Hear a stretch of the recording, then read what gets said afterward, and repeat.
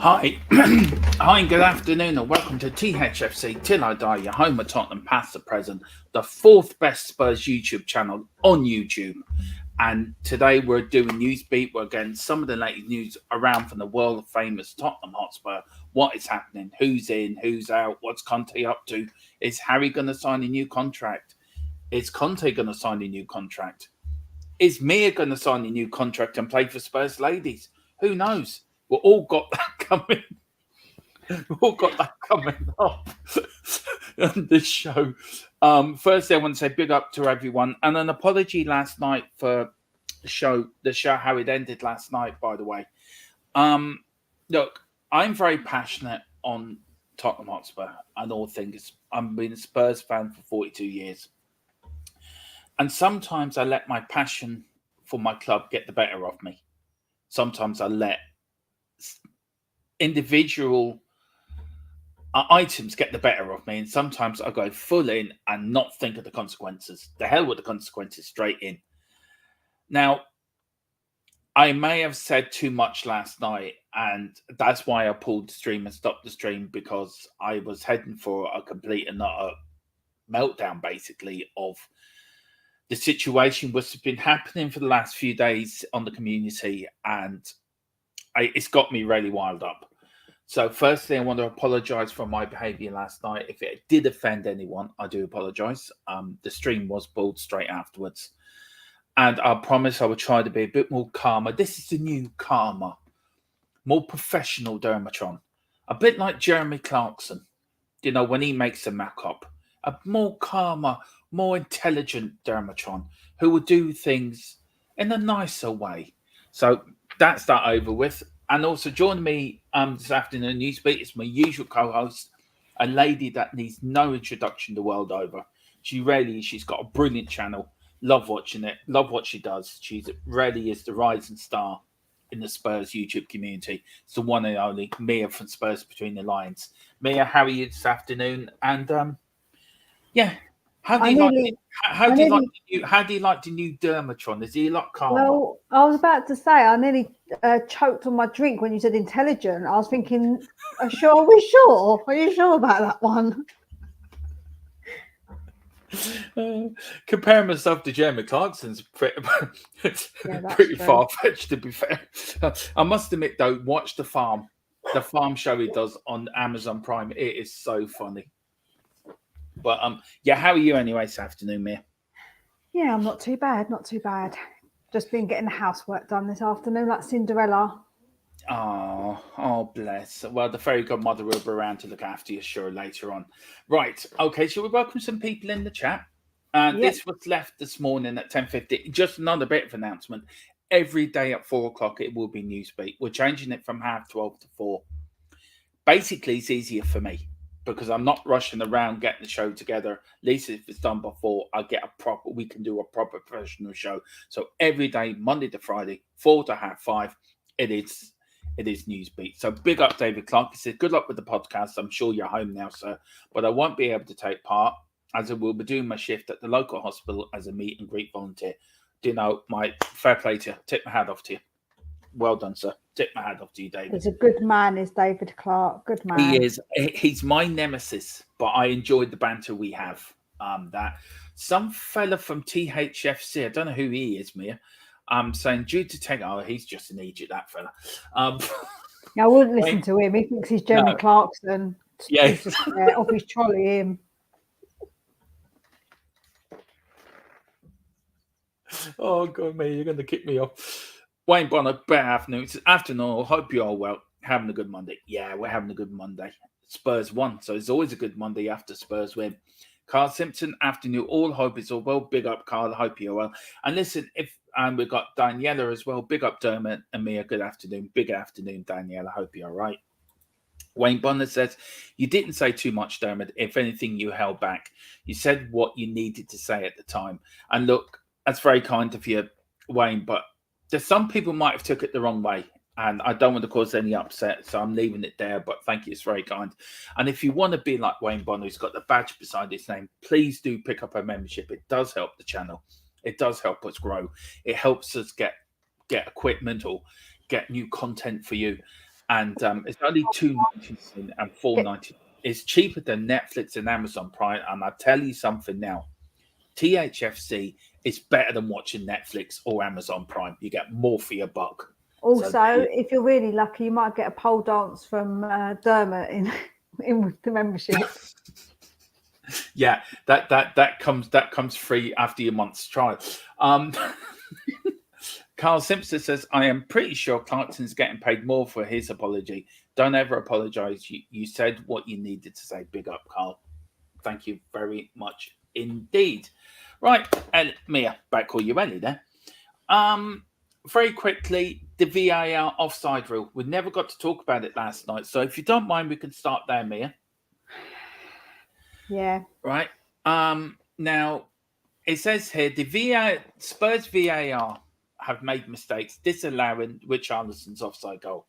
The VAR team covered the latest Tottenham Hotspur match may well have made a key mistake as Richarlison saw his goal ruled out for a questionable offside goal. After a tumultuous past few weeks, Antonio Conte's men picked up a much-needed win in the Premier League on Saturday afternoon in front of their own fans. Indeed, Spurs played host to Nottingham Forest and brushed past their opponents with ease, as 2 goals from Harry Kane and further effort from Son were enough to see the 3-1 despite Joe Worrell's consolation. And while it might have been a fairly routine win, things could have potentially made even easier had Richarlison's early goal had not been ruled out by a VAR for offside. Now, this is the picture, Mia. Now, please tell me, all that is holy, that Moses has walked to the promised land and he's standing there with his 2 tablets and he comes down the mountain and he said, VAR shall screw Spurs every time. Please tell me that's not offside, because that is nowhere near offside to me. No, because you can't score with your elbow, so the elbow shouldn't be counted.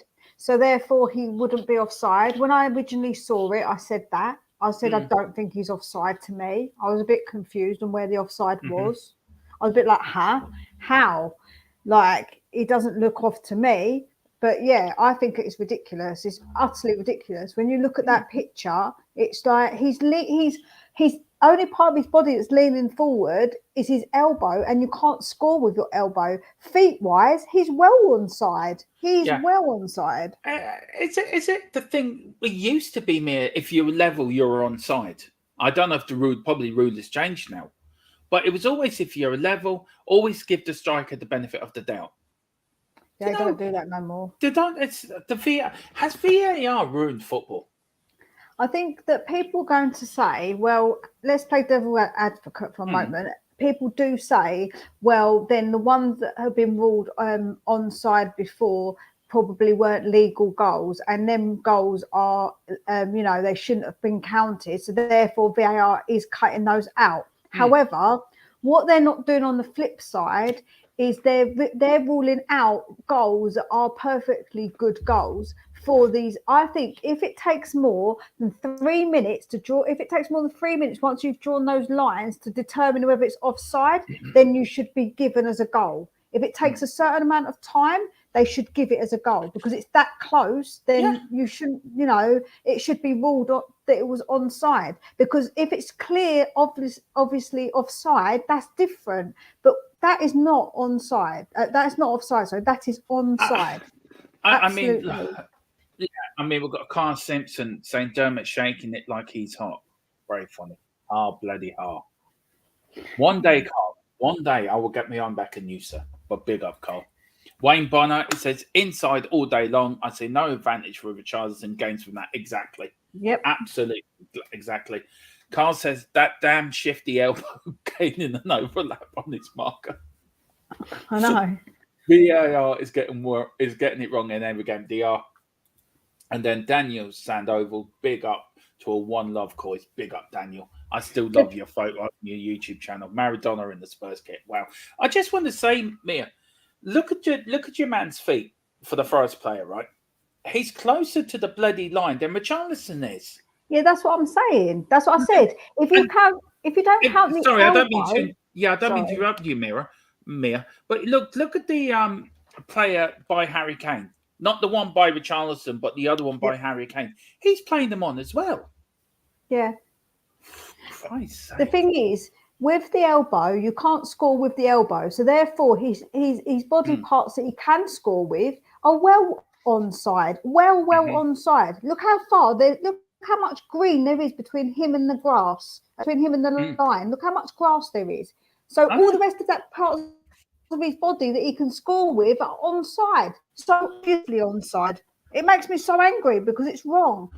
It is. And the ones offside that should be offside, fair enough. But these ones, they're ridiculous.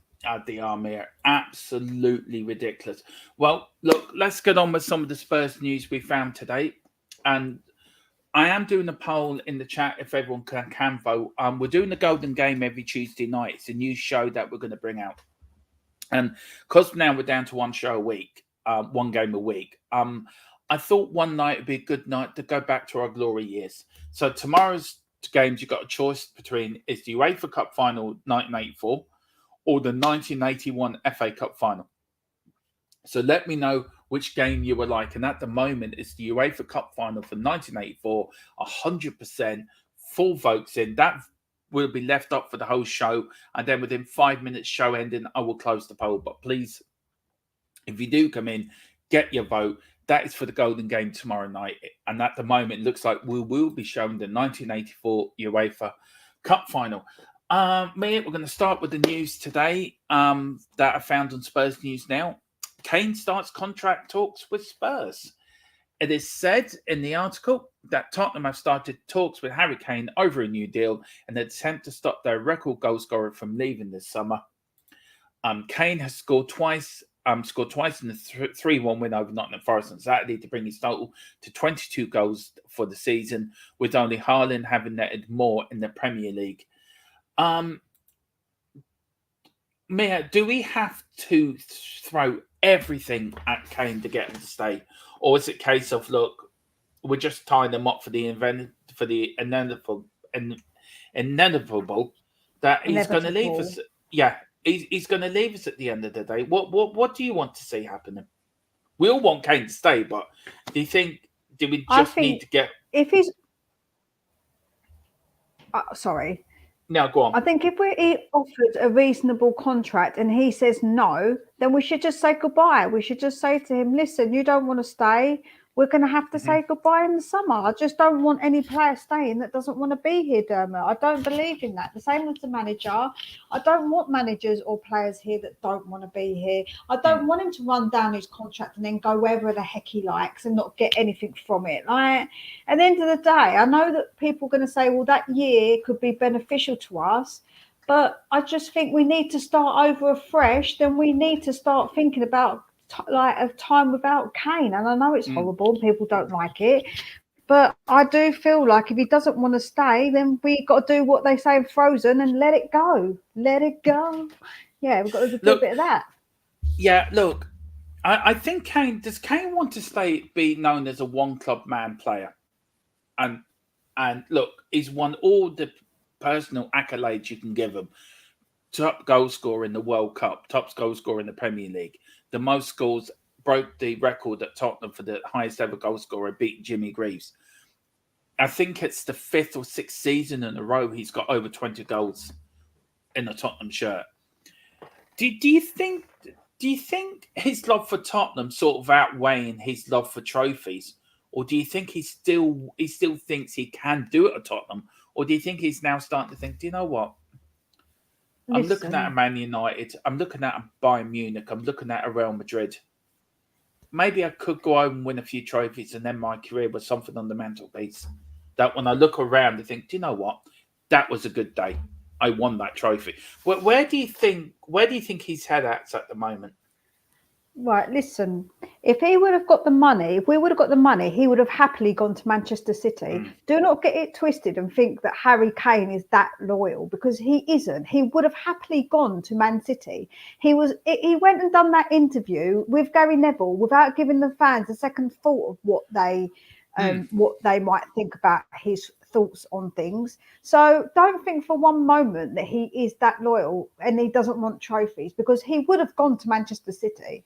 So that's the way I see it, is that you've got to understand that we are the fans forever. The players aren't going to be with us forever, and that is just the way life is. And I just don't think that Kane wants to finish his career without a trophy. And Man United might not be a big step up in your opinion, but they've already won a trophy this year.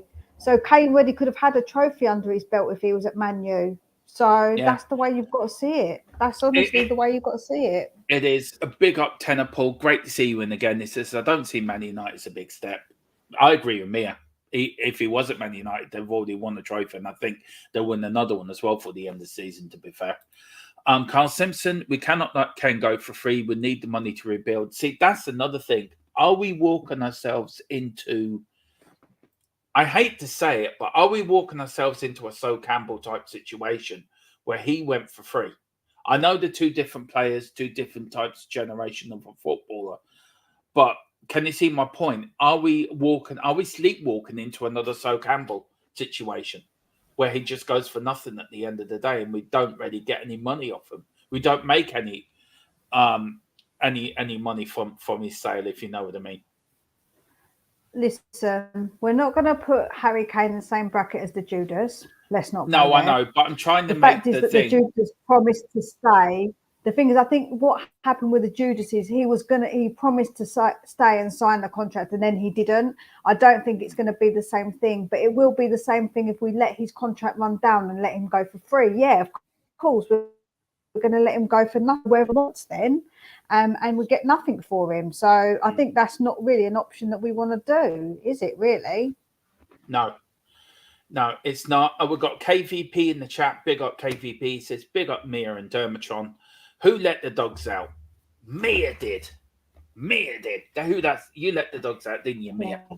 I don't know why you keep letting the dogs out. Mia. Yep, I let Ozzy and Minnie have to go out. Sorry, if they don't go out, then there might be a problem in my house. Yeah, we've got Lewis 2705. Are you Levy out? I'm not Levy out. I'm not Levy in, but I'm not happy at what I'm seeing at my club. If that makes sense.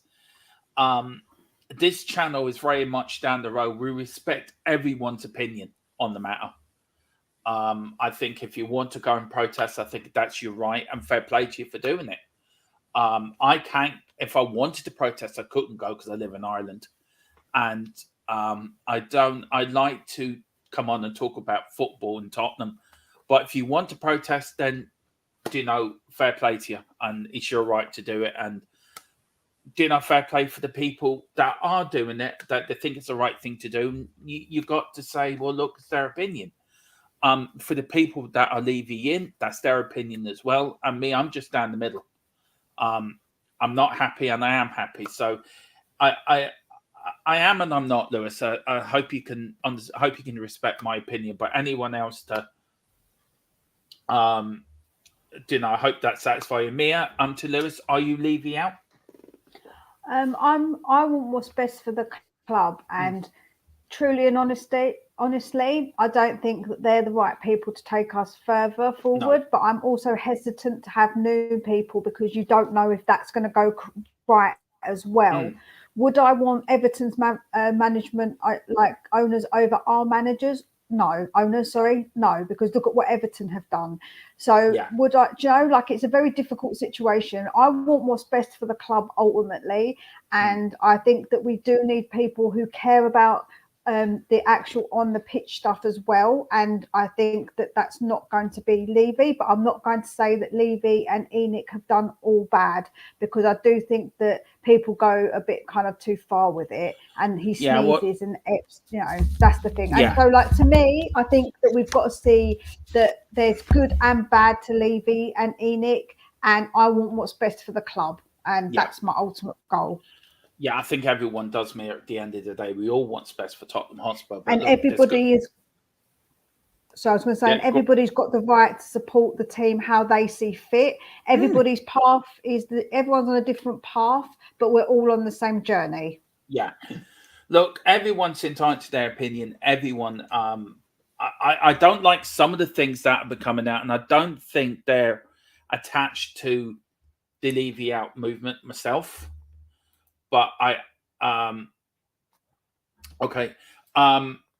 think personally, I think everyone has an entitlement to their opinion. And I think that's what it's like democracy. It's like it makes the world go round. Everyone's entitled to their opinion, but I think there's got to be a bit of a balance, and I think it should. I think a lot of it should be respected the other way as well, and which I think it is. I think a lot of people respect everyone's opinion, and I just think it's probably a very, very, very small minority that don't, but the majority do. So I think if anyone goes protesting, fair play to them. I can't get to them. If I wanted to protest, I can't get there because I live in Ireland. But if you are going to the game and you feel strongly and you want to, then do. But do it respectively. Do it. Respect everyone's opinion. Respect people that are not. And if you're not, then respect the people that are. I think you got to show respect both ways. And I think that I think that's the main thing, and I think that's the proper thing to do. We all love Tottenham at the end of the day. We all want what's best for the club. We just got to respect other people's opinions, and that's what it should do. We've got Daniel Zito, big up Dermot and Mia. Are you looking forward to Southampton away? Or are you feeling a bit hesitant? Personally, myself, I'm feeling a bit hesitant. We've got to back it up with a win like we did yesterday. I think it's so important that we do. But look, it's the last game before the international break, so we've got to go into that break on a win. So we start then the final bit of the final push of the season on the front foot. I don't know if Mia's back yet. What I'll do, Daniela, I will start that comment, and when Mia comes back, I'll ask Mia. Rob Belcher says, Rob Belcher, big up Dermot and Mia, the dynamic duo, big up, Rob. Great to see you in, sir.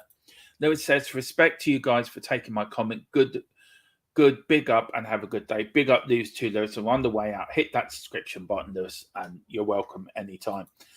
Adrian Saka says, big up, Adrian says, leave you dare not, hang on, I'll bring that up. Daniel, dare not sell Kane to rival because of the inevitable Van Black. Yeah. I agree. I totally agree. Look, it's down to Harry Ray wants to go, but who's going to pay the big money? And I think that I think at the end of the day, wherever Kane goes, I think we've got to get the right money for him. Look, I personally don't think Harry's going to leave. I think Harry's going to stay. It's just a feeling I have, but look, I'm wrong before. And do you know what I mean? We'll see what happens, but somebody's got to put in a bid in, a proper bid, and it's down to Tottenham to accept it. So look, we'll see what happens, but big up Adrian. We've got Daniela, big up, smash a like, everyone. Big up Daniela, thank you. Come on, you curve. We've got Jan, N071, leave you out till I die. Respect to you, sir. That's your opinion. Fair play to you. What time is the Golden Game tomorrow night? It is on at 7 o'clock, and we'll let you know at the end. At the moment, it looks like it's going to be the 1984 UEFA Cup final, 86%, the 1981 FA Cup final, 14%.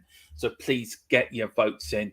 And the winner, I'd close the vote about 5 minutes before the end of the show, and then that will be the Golden Game tomorrow night. But it's around about 7 or 8 o'clock.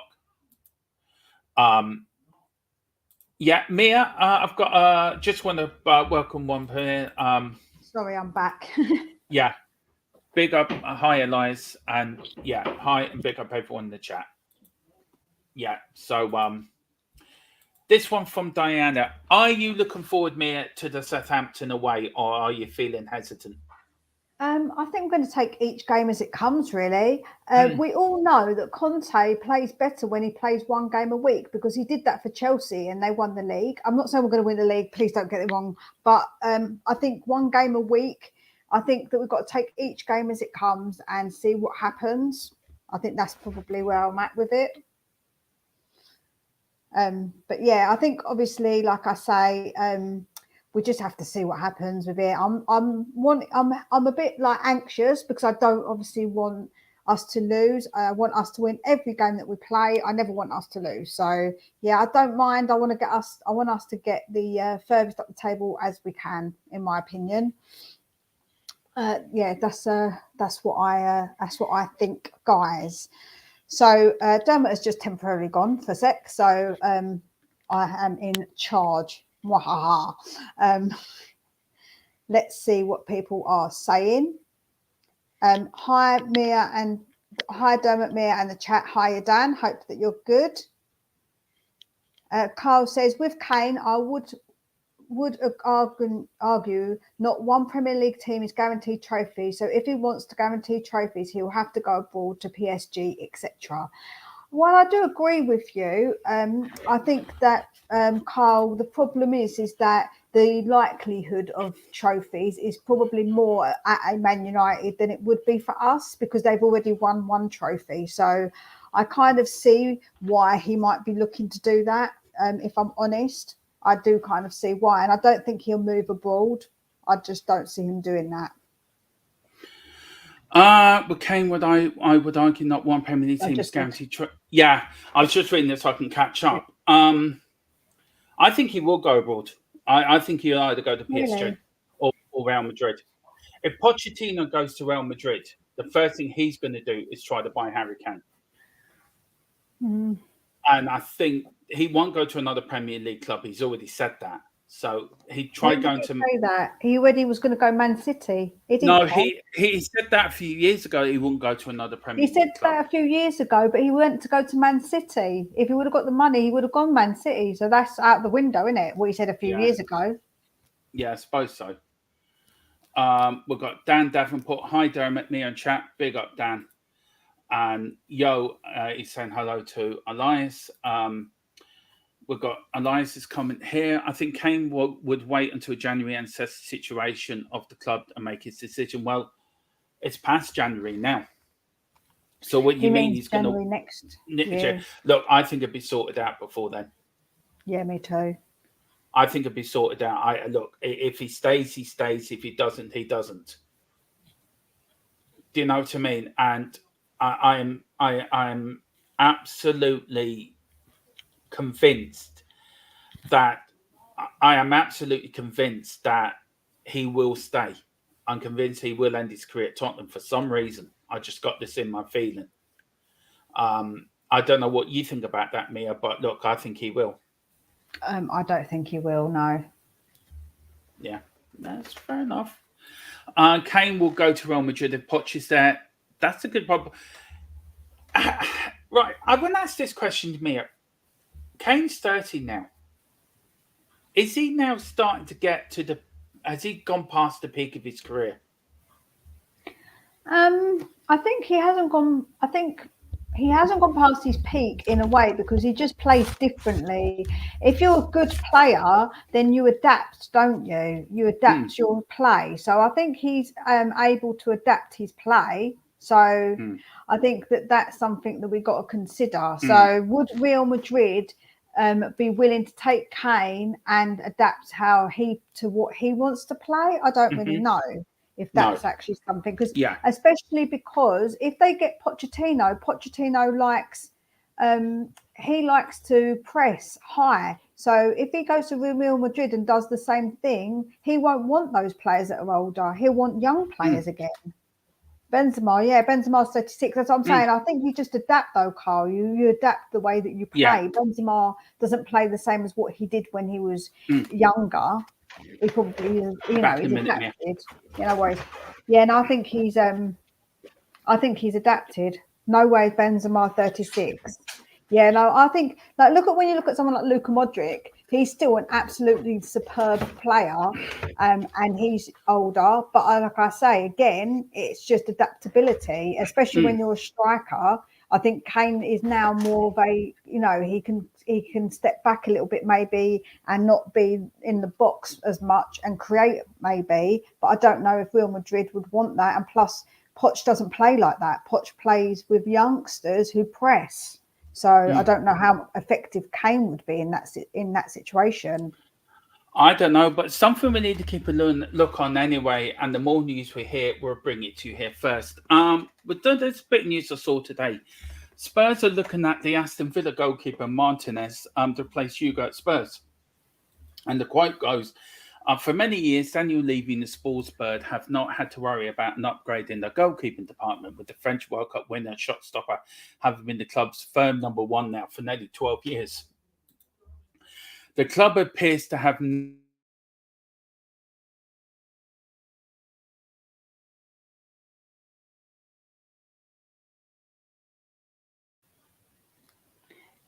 it me? Is it frozen?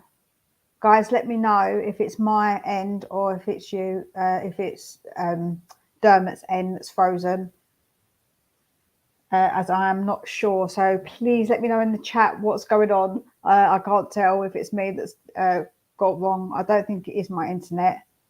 Yep, he's frozen. Okie doke. Right, so the club appears to have narrowed its options down to another keeper in the form of Aston Villa's World Cup winner Martinez.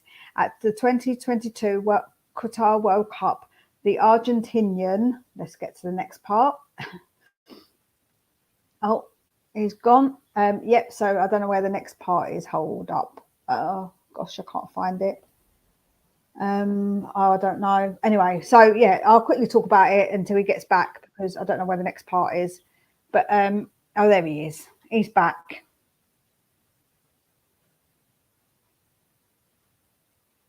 Oh, he's still not there. Yeah. Oh.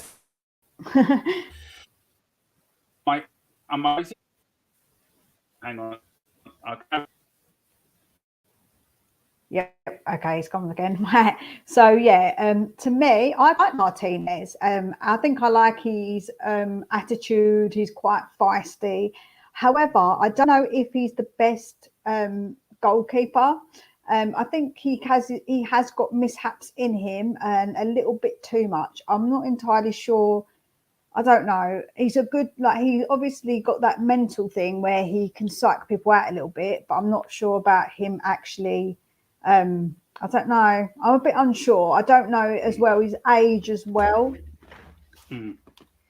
Look. For me, I quite like him as a goalkeeper.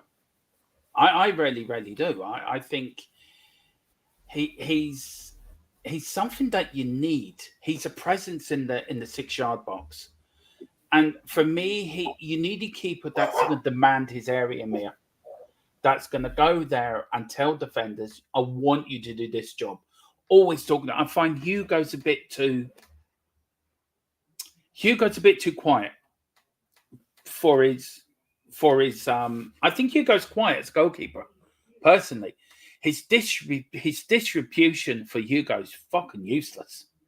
It really is. I think. Yeah, go on. I think that we all know that we've got to get rid of Hugo, but I'm not entirely sure Martinez is the correct replacement, is what I'm saying. So for me, I don't know about him. I think that someone, Carl said Oblak. I think he's a really good keeper. I think there's some other keepers that are options that are maybe not maybe like with their attitude and their feistiness as good. However, they're better goalkeepers overall. Where I don't think Martinez overall is a better goalkeeper than say an Oblak. No, I go for for me, I go for Bazuma, our keeper who plays for Ireland. He's a great young keeper. And he's great with his feet as well. He's great with getting the ball out there. He really is. And he had a great game for Southampton yesterday. I don't know if you saw Mir. That save he did, that he pushed the goal. It was going in and he pushed it onto the post. It was an absolutely fantastic sale. Dan Davenport says Dean Henderson would be goalkeeper Spurs. I can't argue with that. Dean Henderson, yeah. Is Dermot playing peekaboo? No, I'm not. I want all. Do you know what? I'm not a big fan of this man for some reason. It just doesn't. I don't know. I don't like him as a goalkeeper. Let's see. We also have got Michael Cooper. Not too bad. We've got Liverfoch. Don't think. And then Bazzuno for me, Mia.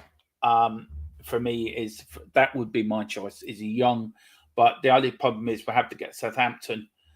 We have to get Southampton probably to get relegated to get them cheap. We could have bought them a few years ago, to be fair. And then Rob Belcher says Martinez and Romero. Now there's a great defensive duo, and that's the point, Mia. Martinez and Romero both play for Argentina, so they know how each other works. Yeah. Surely, wouldn't you get a goalkeeper that is an international teammate or one of our defenders? Yeah, no, I do see that. Like being obviously a positive. But overall, I just don't know how good he is overall as a keeper. I'm a bit unsure.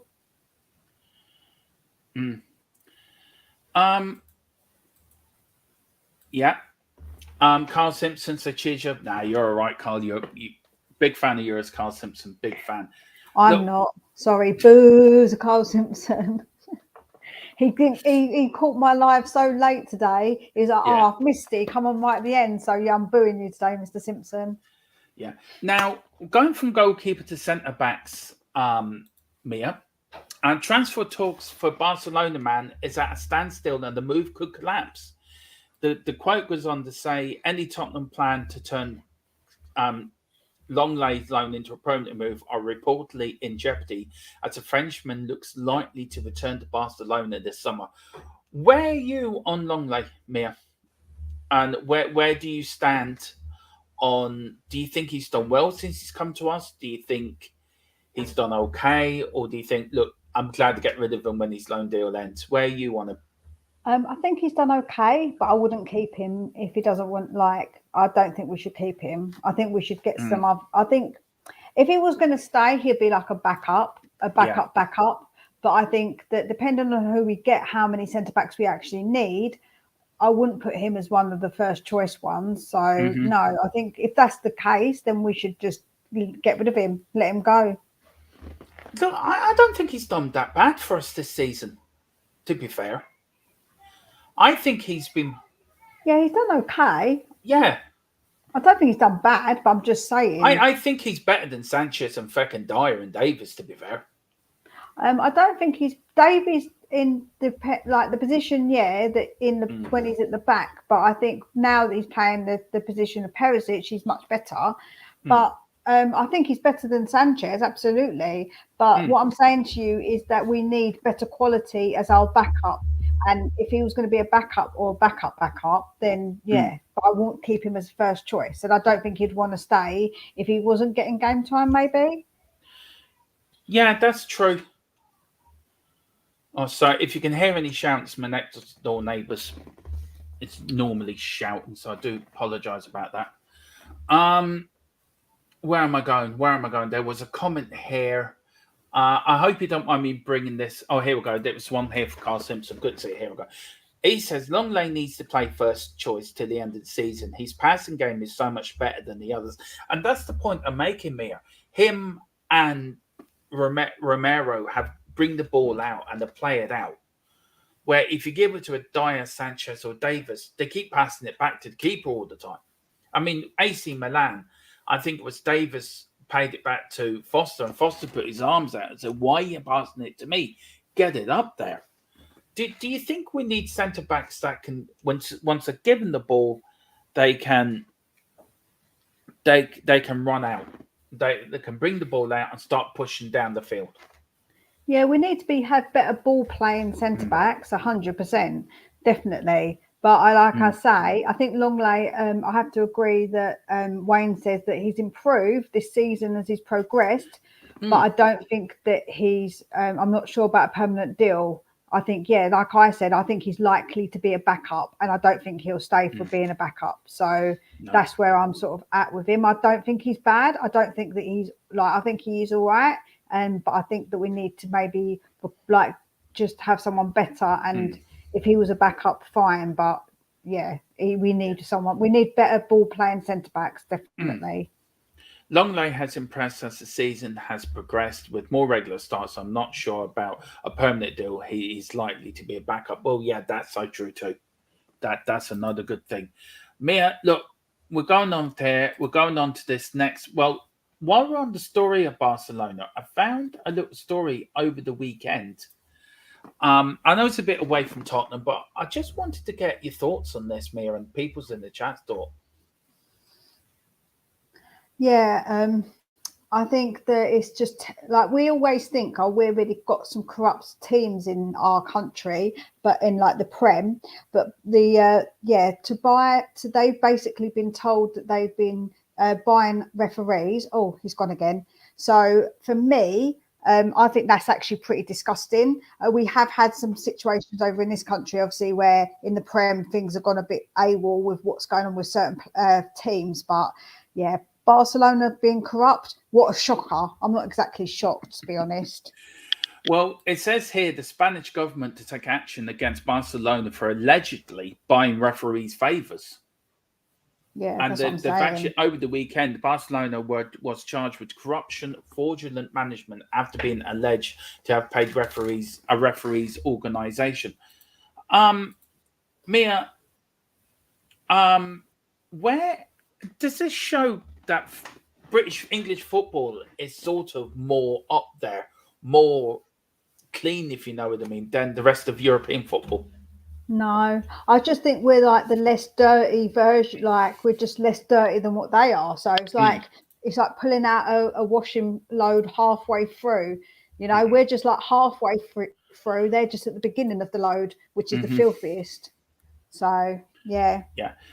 Big up Terry White for popping in. Big up. He says, big up everyone. Philip Brady, he says they should look at. Yeah, I agree.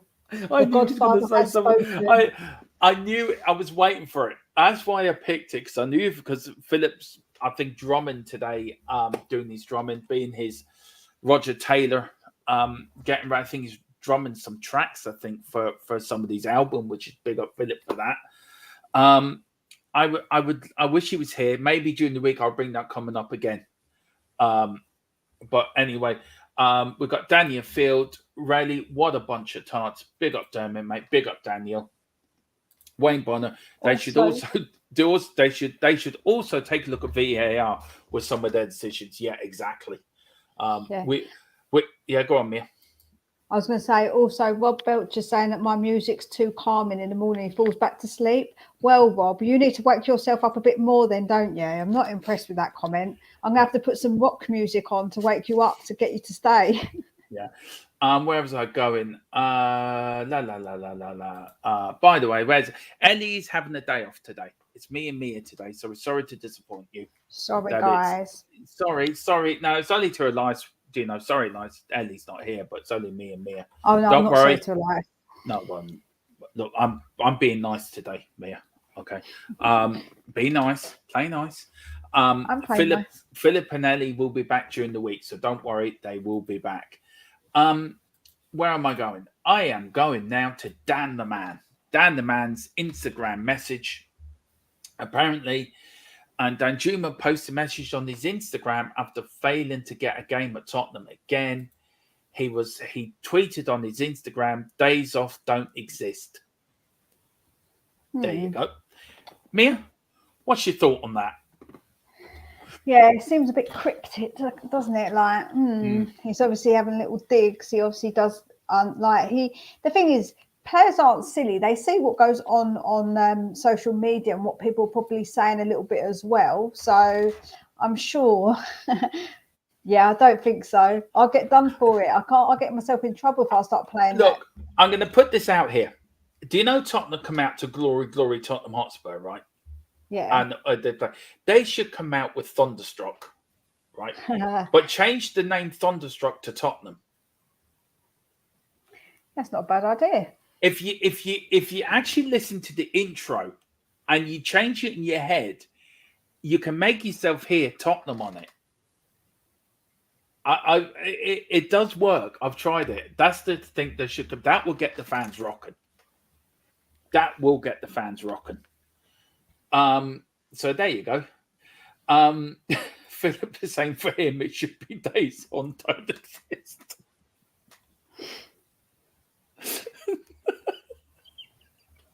Big up, Philip. And we got a R. Oh, I thought that was an R, yeah. But it's not, it's just an R. Right. Yeah, look, for me, look, why did we bring him in at all, Mia? I don't know. I really Seriously, what? I'm scratching my head on that one. I'm really are. He said the other day I ignored you a bit too much here and at the Irish HOTSPUR side. Whatever, yeah, what it is, Elias. Just behave yourself. That's all I would say. They sometimes do the Sandman and Rainbow Elias. There's no apology that needs. There's no apology that needs to be made. Fair enough. It was a disgrace. The Juma didn't even get a move to. Yeah, why did we go in for a player, Mia? Hijack the move and not even use him. I can't understand it. I can't make head nor tail of it. I'm like, why? Like, why bring on Mora when we've got Dan Juma? Is it saying he's doing in training? I don't know. Is it Conte being stubborn? Is it? Maybe. I don't know. It is a bit of a head scratcher, isn't it? It is. It is. We've got Walt Belcher. After watching Spurs of like Pink Floyd's comfortable numb would be adapt. Yeah, I would have thought another brick in the wall myself, but there you go. Then you got Queens under pressure. There you go. Yeah. Or we could have had, when Conte was out, we could have had Queen's Invisible Man. That's quite a good one, actually, to be fair. Oh, Lord. Yeah. And we've got Brian Maguire, big up Brian, another cheap option for a low signing. Yeah, that's so true. We've got Wayne saying, enter Sandman. Now we're talking. If it's McAllister, some of Poppet stuff. Yeah, good. We've got Carl Simpson. Queens, I want to break free. As long as they all dress up in the outfits that they did for the video, can you imagine? Yeah. In girls' in women's Elias outfits. says, now I apologise for past misbehaviour already, Carl. Let's misbehave in new ways. And he says, dear. just kidding. Look, Elias, I don't mind you coming into the chat. All I ask is you one thing, you respect everyone in the chat. You respect me, you respect Philip, you respect Eddie, you respect Mia. That's all I ask. With me, it's fine. I can for me, I would tell you what I think. But me as a lady, Ellie's a lady. You respect the women on this channel. You respect the ladies on this channel. You show them respect. And if you do that, then you can come in, have your say. We'll bring up your questions, and we'll do everything correctly. That's all I'm asking. Me or Philip, we will tell you what we think. But Mia and Ellie, you respect women. Women deserve to be respected. You don't come in and disrespect them. That's all I'm going to say in that matter. Sorry, Mia. We've got Philip Brady and the Ron Byston. Oh, I love that one. That's Conte's going out song when he's going out of the stadium. Another one bites the dust. We've got Monty Python's Always Look at the Bright Side of Life. Oh, God. Do you know what? I did that at a school play once. I had to sing that. We did Aladdin, and I was the genie of the lamp. And at the end, we had to sing that Monty Python's is Always Look on the Bright Side of Life. Carl's saying, yes, Elias, you are behaving. Yes, you are behaving, Elias. I'll give you a gold star at the end of the show for being a good boy. And you won't be put in the naughty step today. David Clark said, because Levy's mindset is adding cheap loan player with no option to buy, he thinks Conte and the fans will be appeased having an extra player. Do you know what? I actually agree with you, David, on that. Funnily enough, I don't agree with you many times, but I agree with you in that comment. I think it's right.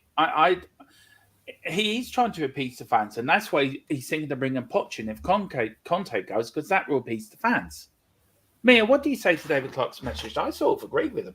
Yeah, I think that what happened is that when Poch went, he wanted to appease the fans. So he wanted to get a manager that was a winning manager.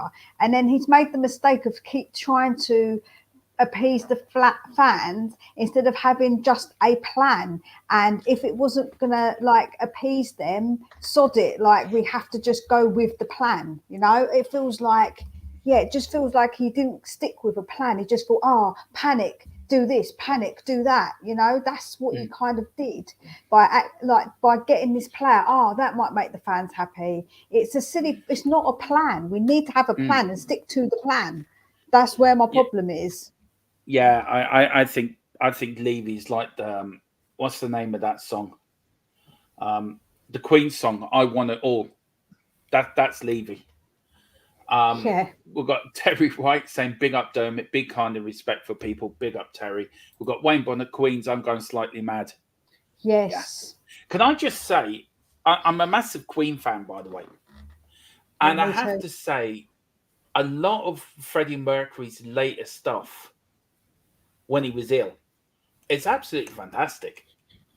Do you know what always struck me though is when I remember watching it and it was all these videos were in black and white because they were trying to hide how sick he was, and that's so sad. That really makes me sad. When I look back now and watch those videos, you can see his eyes are just sad, and it's not like the old Freddie that we knew from and loved. It's just it's horrible. Yeah. Bless him. Elias has said, by the way, guys, you haven't congratulated me. Why? Oh, thanks, Elias. Thank you very much. I haven't watched the Oscars. I was going to watch them tonight. And now you've just spoiled one of them for me. Thank you. Spoiler alert. Oh, dear. Oh, God. I actually was going to watch them with my missus tonight on ITV2. I stayed away from everything. I don't even know if Austin Butler's won a Best Actor for his role as Elvis, which I hope he does. So now I know who won the. Yeah, well, congratulations. Now I know. Thank you. Who's the other channels that have congratulated you, by the way, Elias? Let us know. Mia has a good knowledge of football. Yeah, she does. Oh, thank you. She really, really does. That's why I have her on the show, because she's smarter than me. Levy's song, David Clark says, Levy's song I would do anything for love, but I won't do that. Yeah. I'll do anything for Spurs, but I won't spend money. There you go. That's Meatloaf's new song. Danny of Fane says, Wayne, LMAO, Carl Simpson. I pay no attention to the news, Elias. Who was that? It was, what's her name? She's married to the former F1 president, FIA president. She was in Charlie's Angels. I can't think of her name, but I know she was in Charlie's Angels. I really enjoy listening to me, and she knows her stuff. Yeah, she does. Thank you. Guys, you guys have been too kind. You're doing so kind. That's why I have her on here, because I'm a dumbass and she's a clever ass. FTSM Con says, afternoon, all afternoon. And Elias says, my goodness, I'm not in second grade for Golden Star. Well, I prefer being a bad boy over Golden Star since Standard 3. I was always a bright kid, so that gave me free license for that. Fair enough. It's Michelle. Yeah. Now you've just told me, Elias. I asked you not to tell me. I think someone in the chat asked. So now I know. Oh, well. I just have to close my ears and eyes to that one. Yeah. She's married to John Todd, the former FIA president. Carl Simpson, so am I, Dermot. Love Queen so much. Got brought up in them. Yeah, I did. Yeah, me too. Queen, Madness, UB40. Who else was I a big fan of? Wham. I love Wham as a kid. Love Wham.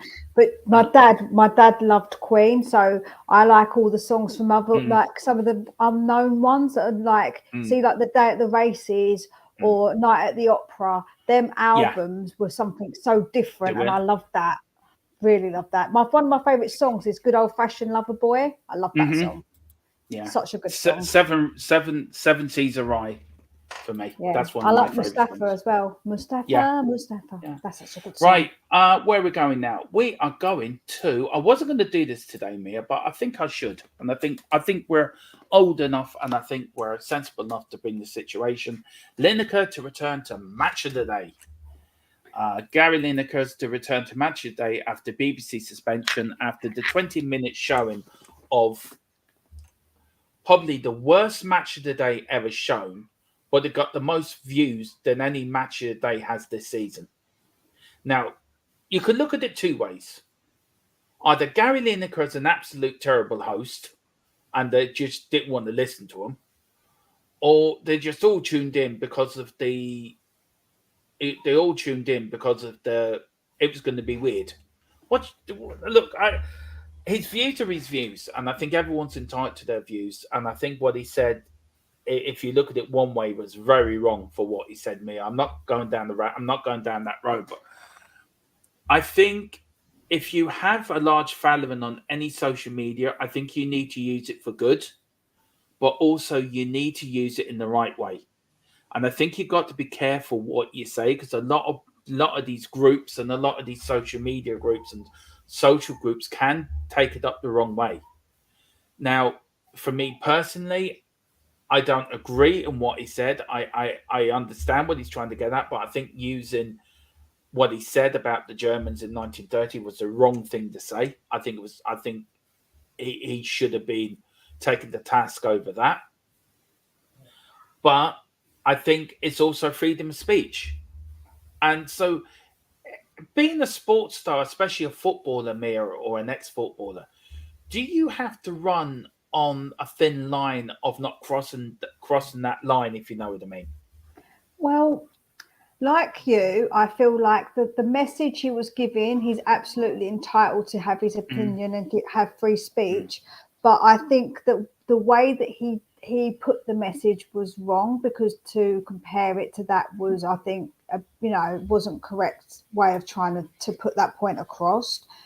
I think with the BBC, don't forget it's paid for by the people, because our license fee goes towards them.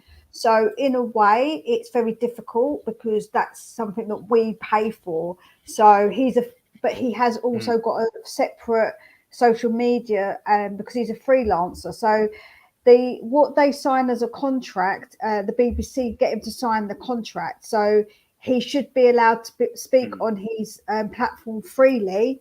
Of course, I think that that's fair, but I think that he's got to be somewhat careful with the comparison to what he did compare it to. I think that's probably, it can make the BBC look a little bit bad because he is working for them, and that's probably taken it a little bit too far, personally. I love this one for Carl Simpson.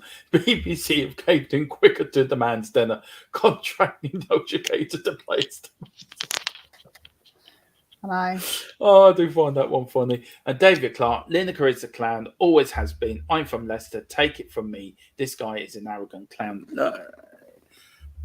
Look, everyone's got the different views on him, but I think what he said, he went over the line by what he said.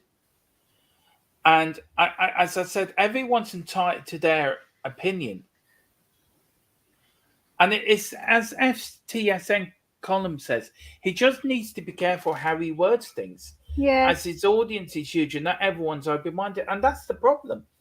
If you want to get something out there, Mia, like if you or me or anyone else or somebody famous wants to put a quote out there, especially like, of course, we're all against Russia in Ukraine. We're all for Ukraine at the moment. We're all backing them, and I don't think nobody else would. And you look at the genuine people that need to leave countries that are under some persecution, that they need to leave. I understand that, and the famous people do have a right to keep certain stuff in the media to keep news going, and it's right to do that, but they've got to be careful how to word things. And it's not the first time Gary Lineker has been done for this. So do you have to be careful how you word things, especially on social media, where if you've got an account and you've got over 3 million or say 4 million people following you, for example, and you've got to be careful how you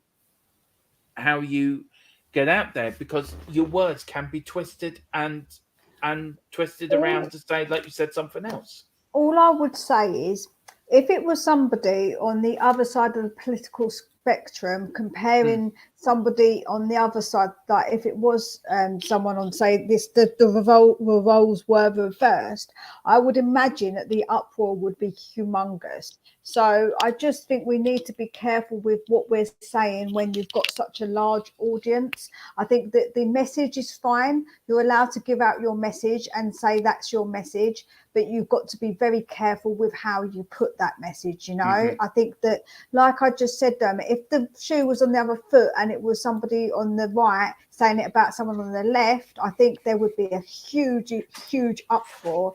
And I think that we've got to be very careful in allowing everybody to have their free speech, but being equal in our kind of uproar about it. And like I say, you do have to be careful when you have got such a huge audience and you are being paid for by the people, because ultimately his wages are paid for because people pay their license for their TV. So I do think you do have to be somewhat careful. I think that words are important and you've got to think about the words that you say, because if anybody else on the internet did that and compared it to that, I think there would be a bigger uproar than what there has been for him, because he's famous. Like, you know, you do have to be a bit more careful. Yeah. I do apologise about my computer. It got updated today and I'm thinking of installing the new update. I swear to God, they never thought through Windows 11 properly. Right, the last bit of news we're going to go through, Mia, well, is we're actually going to start where we finished, basically, but I think this will have a bit more of a long-wind conversation about it. Now, the first bit of news is it's all about Conte and the manager at Tottenham. Now, Spurs have approached the company to become new Spurs manager. Alan Brazil said on his breakfast show that Spurs have approached company about the Spurs job if Conte leaves in the summer. Now, also, this is all connected, so bear with me. Levy's also not happy with Conte's words during press conferences. Daniel Levy privately fumes at Antonio Conte's Tottenham jibes as exit whispers emerge. The negative feeling around Tottenham has increased in recent weeks after they were eliminated from the FA Cup, Champions League in dismal fashion against Sheffield United and AC Milan, respectively. Spurs are said to be unhappy with the head coach over his jibe about insufficient backing in the transfer market. The report notes that Conte has hinted at struggles with club Levy. And his thoughts on the potential solutions for Tottenham via the transfer market being made very clear. Tottenham hierarchy are fuming with the comments, and given that they have spent over 170 million. But on the flip side of that, Mia, Spurs are to open talks with both Conte and Kane over the pair's future at the Tottenham, and the article goes on to say Tottenham are scheduled for decisive talks with Antonio Conte, with the uncertainty mounted over the future of both the Italian and star striker Harry Kane. Conte's contract will expire at the end of the season, with Kane's deal set to run out next summer. While Tottenham are currently in the top four, it has been a difficult campaign with Conte's men. Mia, look, we all know, we all want Conte to stay. I think you'd be a liar if you said you didn't want him to stay and be our manager next year, to be fair. With all these different managers being leaked, and this manager or Tuchel or Brendan Rodgers or Poch has been mentioned every day for a return. We've now got Company, now the Burnley manager. We've got, I think I read somewhere there was the Sporting Lisbon manager being linked with us. Can the club and Conte put this to bed very, very quickly with saying, I'm here next season? Do they enjoy the circus that is around us at the moment? It's getting to be pretty embarrassing, isn't it? Yeah, I think that it could just be spoken about and said, this is what's happening. But like I said before, I think the fact is that Conte isn't going to stay, and they know that there's going to be uproar about it. And I think that's why they've not said it. But Conte isn't making things any better, because at the end of the day, if he wanted to stay, he could have put his name pen to paper and signed on that dotted line, and he could have done that. But he hasn't. And that to me speaks volumes and means that he doesn't want to stay. So yeah, Can I just say, Elias, I actually heard him say this live on TalkSport. So it's not fake news. I actually heard him say it. Can I just make that point very clear? I would not have brought it up. I don't bring fake news up in this channel. Everything I do, I double check, triple check, quadruple check before I bring any news up. So, okay, you may have your credible sources. I would love to know who they are. And if they are credible, pass them to me because I would like to use them as well. But I do check everything that comes on this channel. And I did hear Alan Brazil saying that because I do listen to TalkSport. Yeah, so, but, you know, we've got FTSM column saying, here we go. David, we've got Wayne Bonner, unless you have to ask David Harris you have to ask David Harris. Yeah, it's they're talking between each other about something. All right. Please try not to bring other people's names up, other channels, please. Show some respect to the other channels, Wayne and thing. I don't know what you're talking. Can you? But oh yeah, I know why. I get it now, Wayne. Yeah, no, that's no problem, Wayne. Yeah, and Wayne, can you email me as well? I want to make you a moderator on my channel as well, please, if you don't mind. Carl and Wayne, if you don't mind. We've got FTSM Colin. It says Conte will not stay at Spurs whilst Levy is at the helm. As for Kane, he's wanting to win a trophy before his career ends his career. Levy cannot promise him that. That will happen at Spurs. Mia, what do we have to do to get... Look, 42 years I've been following Tottenham Hotspur, and every decade we've won trophies. 49-50, we won 2 league championships, second division, first division, back-to-back. 61 to 67, we won a league championship, 3 FA Cups, and a Cup Winners' Cup. The start of the 70s, we won 2 League Cups, a UEFA Cup, and a UEFA Cup final. In the 1980s, we won 2 FA Cups, a League Cup final, and a UEFA Cup. 1990, we won an FA Cup and a League Cup, and then in 2000, 1 trophy in the whole of the decades of this new century, I think. Yeah, new century. We've won. That's actually quite bad. We've won 1 trophy so far this century. 1 trophy in the whole of in the start of this century. We won more trophies, Mia, in the last century than we have this. So what do you want to see Levy do? As David Clark will probably say, is he up in his tower somewhere so high that he's so deluded, that he's so not disillusioned, but he's so away from the up-to-date news that he doesn't realise how much it's hurting the fans? I don't know about that. I don't know, because none of us will ever know what Daniel Levy truly thinks, and I don't think we should all assume that he doesn't care, because if we're going to assume that he doesn't care, then we should assume that he does care, right? If you want to be balanced and equal about it. I think that you can't promise trophies. I think things have changed a lot since for like a long time now.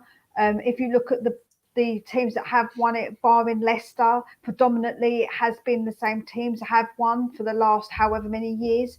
They've been dominant. Man United were very dominant for many years. Man City have been dominant. Chelsea have had periods of domination. So have Arsenal won stuff. So them teams have always won stuff, and they've won stuff like the same teams have won those trophies for a long time now, you know. So I think that, like I said to you before, like you look at Aston Villa, they won a Champions League, but look at them now. They haven't won anything since. They obviously come up and won, but they haven't really won stuff. So a lot of teams are in the same position. There's only so many trophies per year to win. So, you know, I think that nobody can guarantee, unless you're Man City, there's not really a guarantee of a trophy. Let's be honest. No. Look, we're at 17 likes. Look, if we get up to 20 likes, I will have a small tequila. Tequila on there. Let's get to 20 likes. And also we're 5 away from 100 views. So come on, Let's make it a triple. Let's make it a double whammy. Right, we've got what else we've got here? We've got Wayne Bonner. My apologies, Dermot. Yeah, look, no problem. I knew what you're getting at, Wayne, and yeah, that's no problem. Yeah, I will do. The emails on the YouTube website. So that's where you can then send me and I'll make you a mod. Thank you so much indeed. Where are we now, Mia? Here we go, Daniela. Mia and Dermot, how do we know that Conte has or hasn't been offered a contract? We can't just make assumptions that he hasn't signed. Mia, I'd start with you, ladies first, as always. What do you say to Daniela, and then I'll give my views? Because if they're saying they're in talks with Conte, they said before that the talks started and they haven't spoken about it before. Because I think that if that would have been the case, like he either has been offered the contract and still said no, that's where he could have been offered but said no. So that's the thing, isn't it? Yeah, it is. Look, for me, I'll get Daniela's comment up again. Look, for me, we don't know if he's been offered a new contract. We actually don't know. But I think what's getting me is the uncertainty. Is somebody's got to come out somewhere along the line here and say, this is what's happening. This is what's happening next season. This is what we're going to do. And this is the vision we're following. There is nothing that we can get behind. And that is the problem. That there's no vision at Tottenham. You know, years ago there was a vision at Tottenham. This is our plan for this year. We're going to want to win an FA Cup. We want to win the League Cup. We want to challenge for the League Championship and get into Europe. Getting into Europe was always last. It was always do the top two first and get us challenge for the League Championship if we can, and then get into Europe. It now seems get top four, get top four, get top four, get top four. That did and I think Conte's sitting there thinking, hang on a minute, I've got a different vision here. So for Conte to stay here, do the club have to change their vision to suit Conte, or does Conte have to change his vision to suit Tottenham? And does there have to be some compromise that they both have to compromise at the end of the day? I think that you have to see it from both points of view. So let's play devil's advocate a little and say, well, to be honest, Conte, people are only saying that Conte hasn't been backed after the fact when players haven't worked out. But if you look at Conte, really, he doesn't really go for cups. He's not very good in Europe. So he isn't a manager to get us a European challenge, challenging for that. He's not really someone who tends to challenge in cups. He is either he's a bit of like a league winning manager, isn't he? And if he understands Tottenham, he'd understand that's not really where we're at. So I think that it's really difficult. I think it is really difficult. And I think that Conte, he signed the contract probably having expectations. I don't think that Levy would have signed those, got him to sign that contract if Conte was going to sign it. I think he would have said to him, these are our objectives. And if Conte signed the contract with those objectives, then that's on Conte. That is on Conte. Unless they've gone back on what they said, then Conte knew what the objectives were. And he isn't, I was just saying, Dermot, he's a league winning manager. He's not really a cups manager or a European winning manager. So, and surely he would know we weren't in that position to win to win the Premier League. So why did he sign the contract if that's the case? If I'm playing devil's advocate a little bit on it, you know? All right. Cheers, everyone. Oh, here we go. Oh dear. Oh dear. Whew. That's gone down. No. I had a little small bit left. Oh God. Oh yeah. That's gone down a bit too nice. Oh God, we have drunk Dermot. No, we don't. No, you don't. You're grand. Takes more than that to get me thing going. Yeah. She says, I agree with the uncertainty. It's affecting the team if you agree. Yeah.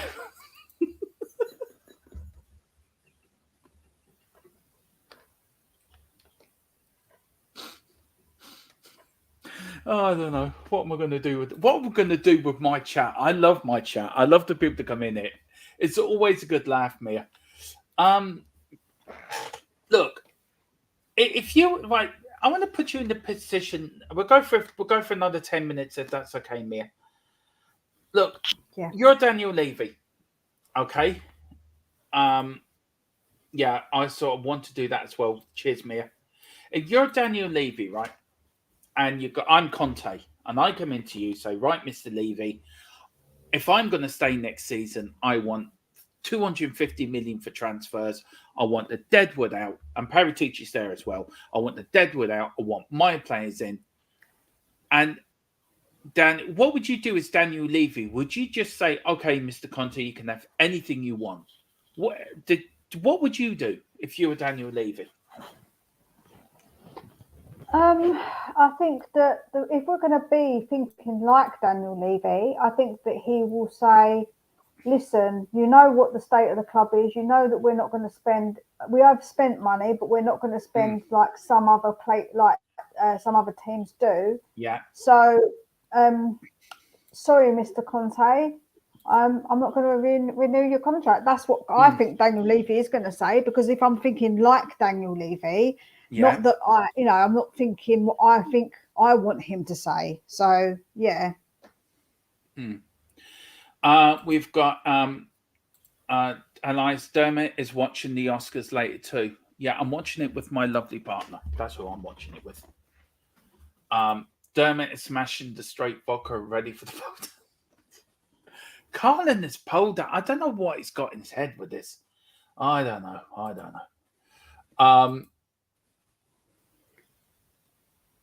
Oh, okay. Right. All right. Cheers, Mia.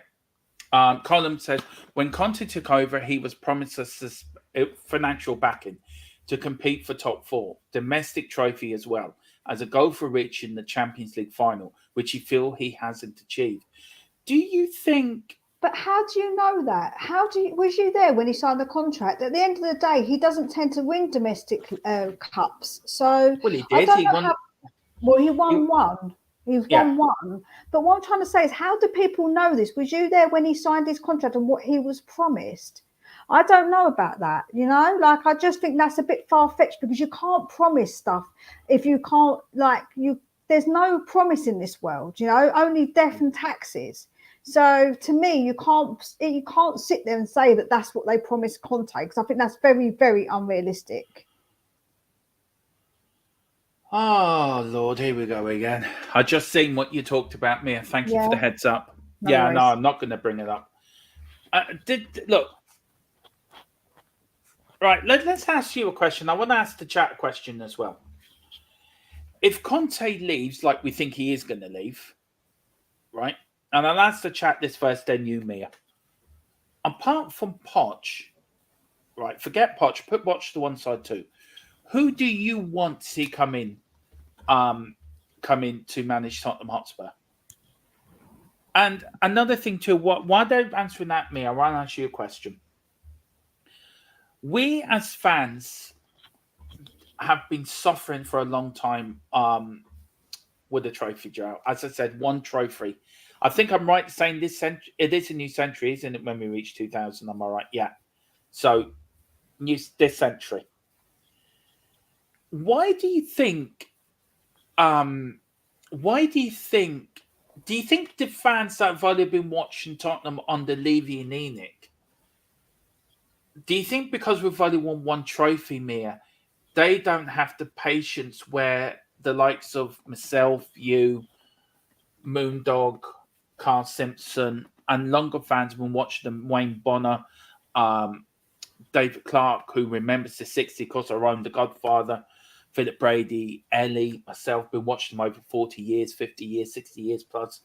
Do you think we have that in the bank that we can look back on us being successful? So, yes, we are frustrated, but we're not as frustrated as the fans that have only seen one trophy, or certain fans who have never seen us lift a trophy. Where do you stand on that, Mia? Do you think that's why this is? I'm not trying to get into an argument or trying to go down any rabbit holes or anything, but I was always curious. Do you think the older fans have more to go back to than these fans who've been only supporting Tottenham, say, for the last 10, 15 years? Yeah, I think it's really hard, isn't it? Because you could say those ones that can look back and then understand what it is like to win. So the newer fans haven't got that as much, but then they want to have that because they see other clubs doing it. You know, I think it's actually really tricky. I think it's actually, I think both are in a bad light. It's not nice for either sets of fans. So we won stuff when the year I was born, and obviously, so I didn't actually get to see that really technically. So I've only seen a few trophies in my lifetime too, you know. So I haven't seen a lot of the trophies for like myself, but I know that we've won previous trophies. But yeah, I think it's hard, isn't it? I think both sets of fans are equally probably as dissatisfied, I would say. Look, I can remember, I was born in 77, the year we were relegated. So 81, I just about remember. 82 is a bit vague for me, but I slightly remember. I remember 84. I remember Which in the cup final in 87. Of course, I remember 1991. Of course, we all remember 1999 and then 2008. So, you know, we've all lived through success. Why do you think it's now that it's all kicked off?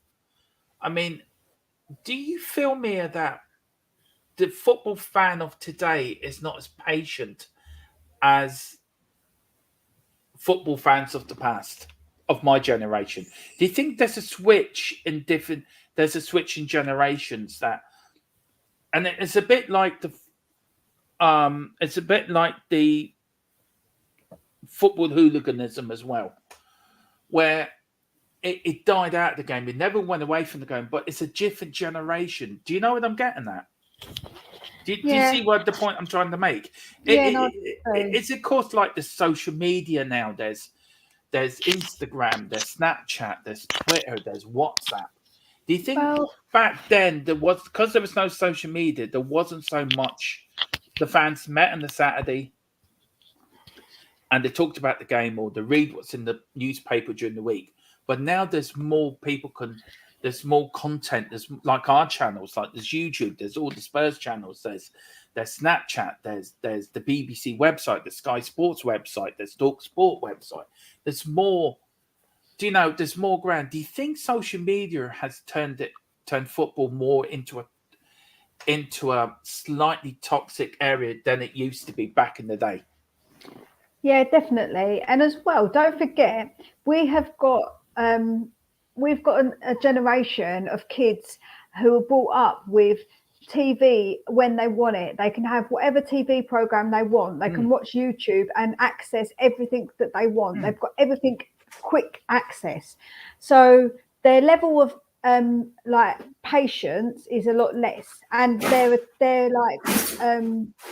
ability to obviously as well have their attention span is a lot less. So I think that's the thing, isn't it? And we have got a load of social media where before you just go down the pub and chat about football with your mates and then just go home again, and that's that, you know, like it's just that's that. But now people are talking about it because of the all around the world, people watching it, people are talking about it 24 hours a day, all year round, you know, and it never stops. People, it's like they eat, sleep and like repeat when it comes to football. So I think it is a bit too much, and people get a bit too get into it, if that makes sense, like get too much into it with people arguing over the smallest nuances, and like it never used to be like that, you know. You used to say with your mates, have a little ding dong about it, have a little argument, and then that's that, you know, it's done. Well, I think it's a bit different nowadays with social media.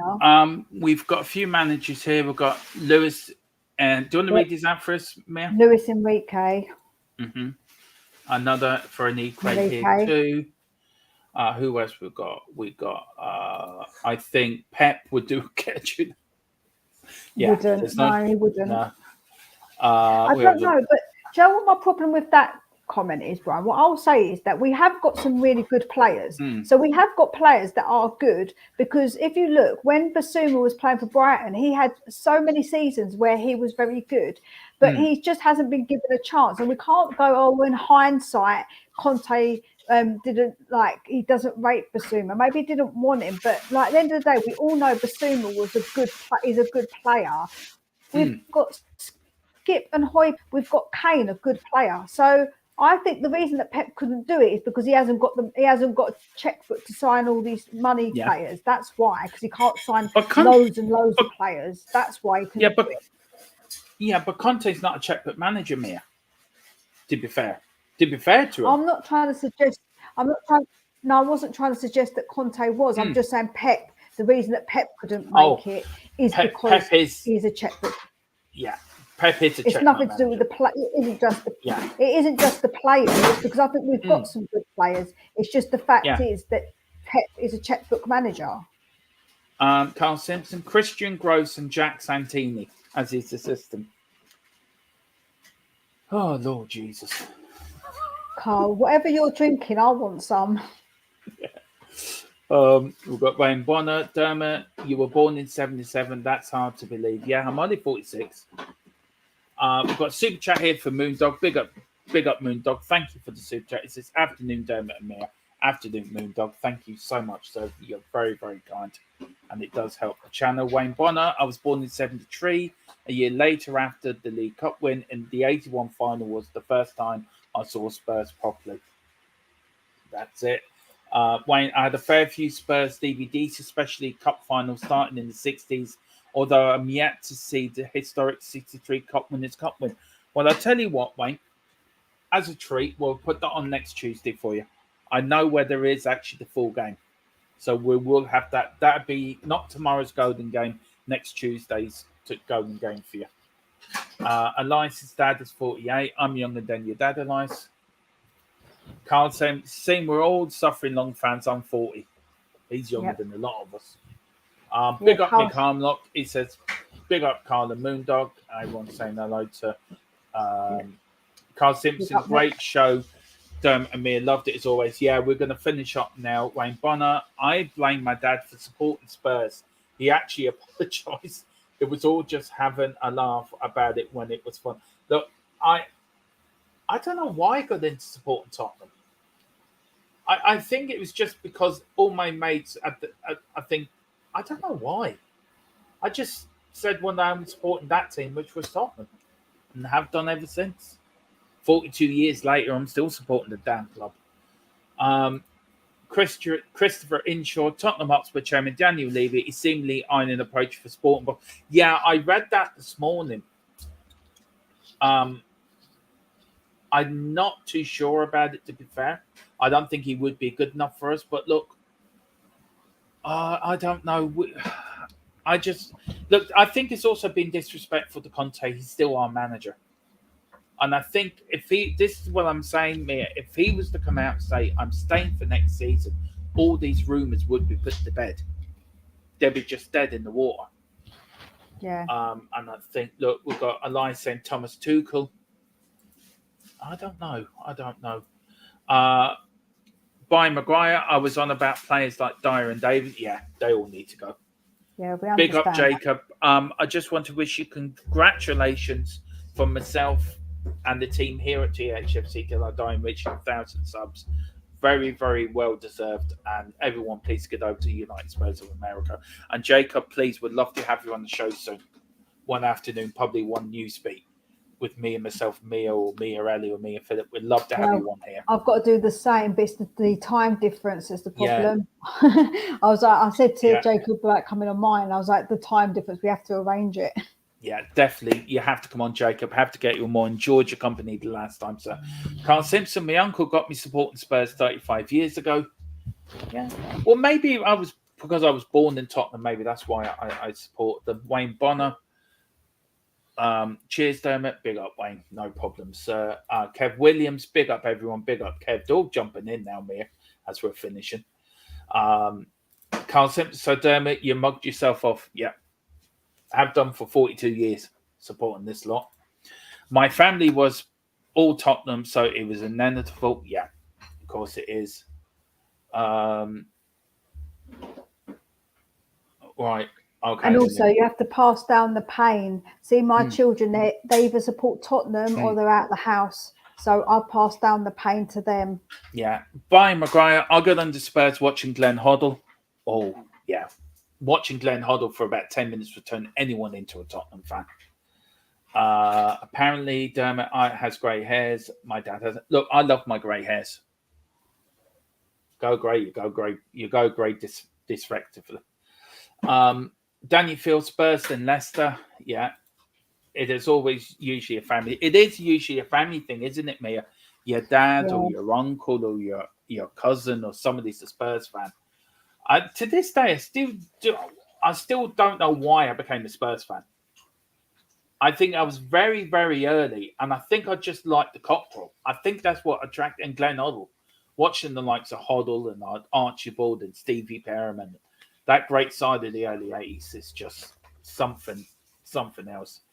Appreciate that, buddy. Let's do it soon, definitely. And I enjoyed the Saturday fan. I think that Saturday fan show, Mia, where we do Jacob. I think it's become you're a little fan show with Jacob, isn't it? It's only you two on there, you and me on there, isn't it? Yeah, I love having my little chats with Jacob. Yeah, he's fantastic. Yeah. Well, I'm 4. I know you beat me, Mia. You're 5 out of 5. I'm 4 out of 5. So I can never catch. I'm going to catch you up one day. Oh, he's only 6 hours behind us now, so that makes it a bit easier. Definitely have to have you on, Jacob, with me one day as well on my show, because I'd love to have you on. Yeah. Kev Williams, Dermatron, and Mia class. Big up, Kev. Thank you so much. Have Kev go on, Mia. Kev with the greatest surname ever. The best surname, Kev. Are you related, by the way? I always wanted to ask that. Are you related? I think it's quite a common surname, so very much doubtful. Yeah. Wayne Bunner, have the clocks not changed in America? I think they're an hour less behind us now than they were. I can't remember. You can't spell grey without great. You are great, Dermot. Thank you so much. That's very kind of you to say, Jacob. I'm very humbled by that. Thank you. I don't think I'm great. I think I'm a bit of a dumbass sometimes, but thank you very much. You're very, very kind. Maybe you can go for some Barca plays in the summer as they need to sell. Yeah, that is true. Mia, Barcelona have to do a sell in the summer. They have should we just buy the whole of Barcelona? We'll just go in there and just go, we want them all. Yeah, I think whoever takes us over, just go and buy the whole Barcelona and just bring them to Tottenham. I think that would do. Wayne Bonnet saying congrats on 1K to United Spurs of America. Very, very well deserved. It really is. Chris Enshaw, Waddle and Gaz are in the same team in the late. Oh, do you know what? We missed a trick. We nearly had Hoddle, Waddle, Gaza, and Lineker in the same side. Could you imagine? Then 4. And that, I'll tell you one thing, that would be some Spurs side. He says, I really value your convos on the fan shows. I love going on talking to you, Jake. I swear to God, you should get a job on audiobooks. Because I agree with Mia's is it Alex? No, it's Jakey. Jakey. I listen. I love listening to James Bond books at night. If I can't sleep, I put an audiobook on. I swear to God, Jacob, you'd be great reading. Honestly, you do. I listen to who's reading one of them at the moment? The fella doing Loki. What's his name? Oh, Tom Hiddleston. Yeah. He's another one's got a great audiobook voice as well. Yeah, I love him. I've got a little thing for him, and actually, he's quite a good little dancer as well. I actually like him a lot. I think he's quite hot. Yeah, well, fair enough. Terry White, good show, Dermot Amir. Conte in, if he's supported and properly backed, success will come. Agree with you 100%. Brian McGrath, Mir, is your show on? We'll get that to we'll get to that at the end, Mir, if that's okay. I'm not trying to people might leave then. It's it'll be on Wednesday, my live show, but I'm going to be posting a video tomorrow, so you have to wait and see which video it is tomorrow I'm posting. But I'm doing a few little different kind of videos for you guys. So if you can watch it, that'd be fantastic. Yeah. Also, Mia's link is pinned at the top of the channel as well, everyone. So please go there. I'm not going to do it, by the way, with grey hair thing. Just joking, but whatever. Yeah, we're related. We have Uncle Robbie also. Oh, brilliant. Philip Brady, 1 hour less than the other 2 weeks. Yep, that is so true. Daniela, big up Jacob Coys. This has been a great stream. Thanks, me and Dermot. No, I've really enjoyed it, actually. I love doing these shows with Mia. I really do. They're great fun to do. Thank you, Wayne. He's saying thank you to everyone. Brian McGrath, Ricky Villa was quality as well. Goal against Man City. And I'll tell you what, I'm gonna end the poll now. So the golden game tomorrow night, ladies and gentlemen, will be the 1984 UEFA Cup final from 1984. And I'll tell you what I'm gonna do. It's a little treat to everyone just to end. Let's see, can we get no, that's the wrong thing I wanted. Do you want to tell everyone when you're on next, Mia, on Spurs Between the Lines? Yes, I'm on Wednesday, 8:45 a.m. Greenwich Mean Time. If you're around early or afternoon or evening, whatever one it is for you, I'm doing that. I'll be doing it on Saturday as well. So my shows are live on Mondays, Wednesdays, Saturdays. And like I say, I've got a little bit of more history kind of shows coming up that I'm going to do, like pre-records that I've done, which is one is going to be about Tottenham legends, and one of them is going to be a bit of a Tottenham history one. So they're not long videos; they're just about 5 minutes, 5 and 10 minutes. So they're going to be like short little videos I'm going to put out in between games now, because we've only got one game a week. So yeah. I thought I'd do something a bit different. And I think we're going to do a joint one, aren't we, Mia, on history as well? We're working on something, aren't we? Yeah. We are going to work. Well, look, as a little treat, it's only 9 minutes long. This is just a little bit of get you in the mood for tomorrow night. It's the short highlights of the 1981 FA Cup replay. Look, enjoy this. Me and Mia will. And just enjoy it. We're back tomorrow at 4 o'clock with Newsbeat, and then we're back at 7 with the Golden Game. Enjoy the rest of your afternoon. Enjoy this little bit of Tottenham Man City. Me and Mia are going to bounce out of here. Come on, you Spurs, in Conte we trust.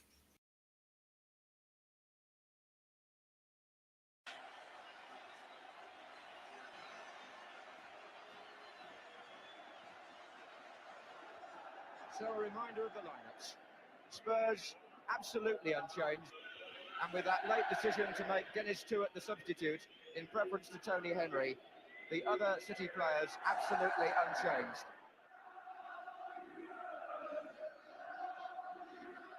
Payton got up, McKenzie away by Chris Hughton from almost on the line.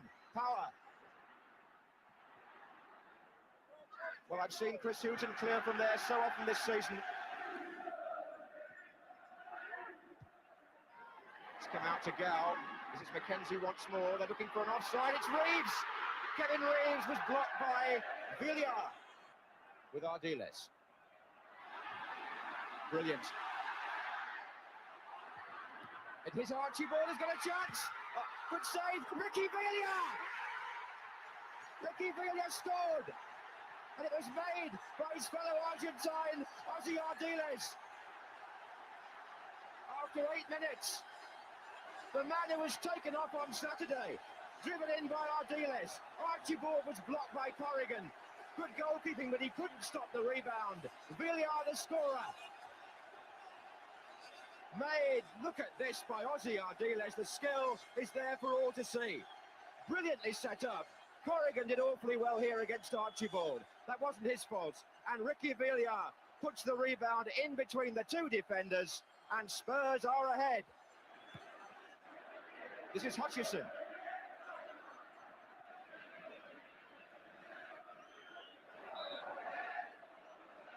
Ranson with the kick.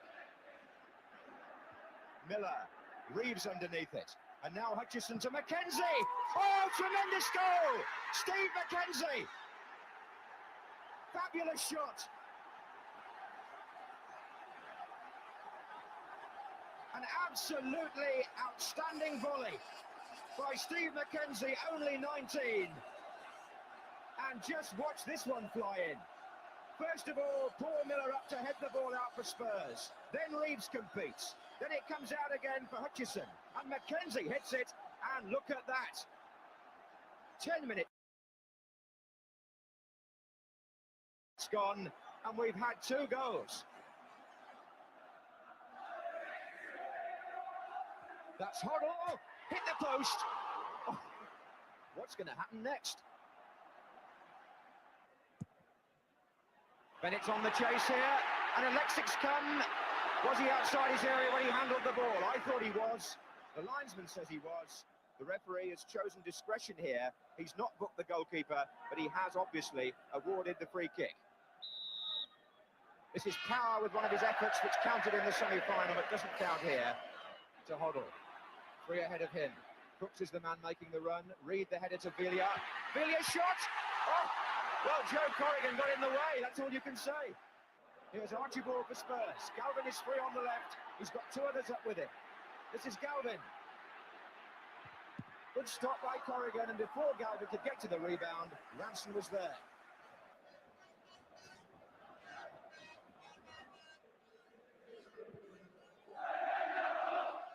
On by Reeves to Bennett. Paul Miller trying to check Bennett. Down goes Bennett. Penalty! Penalty! Keith Hackett had no doubts. David Bennett has won a penalty for City. Here's Bennett. Miller goes across. The right arm is checking him. The body is checking him. He was pushed. Houghton came in and finished it off. He went down in a heap. A penalty was given. The last one was 1962 for Spurs. And here comes Reeves. And it's there. Kevin Reeves keeps up the record. And Paul Miller, unhappy with the decision. Kevin Reeves puts City in front. Driving the ball, right foot low inside that left-hand post of Alexic, who went the right way. I'll do this. Hoddle. Great stuff from Hoddle. Corner. Corrigan must have tipped it over. He had a good view, though, because he didn't hesitate when the challenge was made, and he won't now. Gow and Ardiles. And it's becoming so heated now, it could get out of hand. Jerry Gow, number 8 for Manchester City, is going to get booked as well as they try and calm Ardiles down. 5 bookings now. Caton, Ranson and Gow of Manchester City. Galvin and Archibald of Spurs. And unfortunately, a fan has got across the barriers and is having to be led away. Hoddle with the corner. Corrigan's come a long way. Might have caught Tommy Caton on the arm. Not given. Galvin. Spurs think there was a handball against Tommy Caton. Just watch number 6. Well, his arm was up. Villiers. Hoddle. Other chance here for Archibald. Crooks!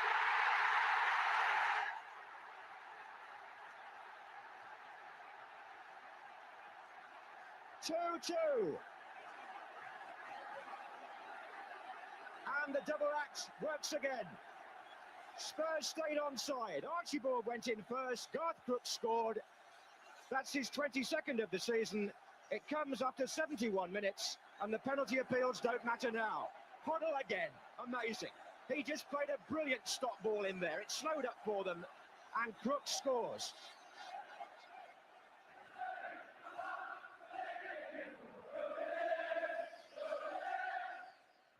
It's come to Mackenzie.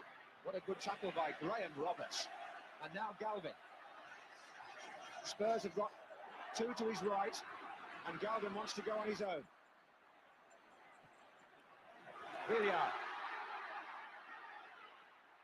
And still Ricky Villiers. What a fantastic run. He scored. Amazing goal by Ricky Villiers.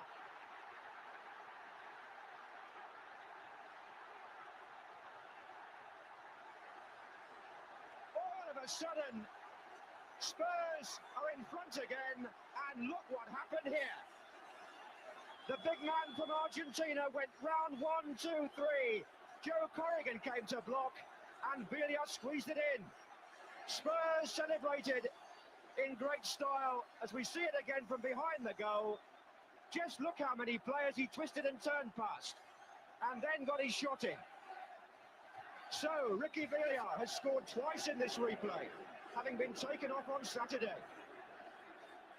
Dennis Stewart is going to be thrown on as an extra attacker, and Bobby McDonald is going to come off. This is Power. Coming back to Stewart. So dangerous in those positions, Dennis Stewart.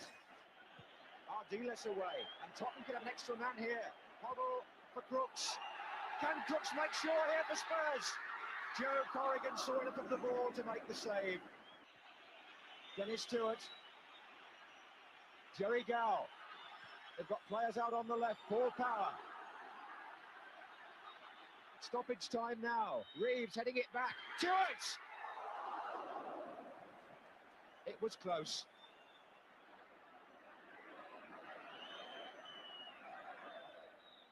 And that's it! Spurs have won the cup, and Ricky Villa, Keith Birkinshaw off the bench. Ozzy Ardiles has fulfilled his great ambition. He has won an FA Cup winners' medal, and it's in the 100th final.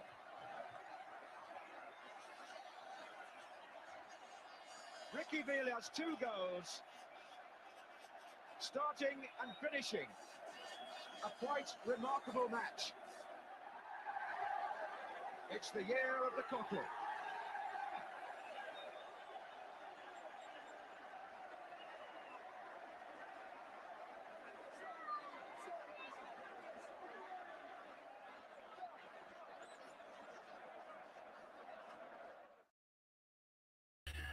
Well, there you go, guys.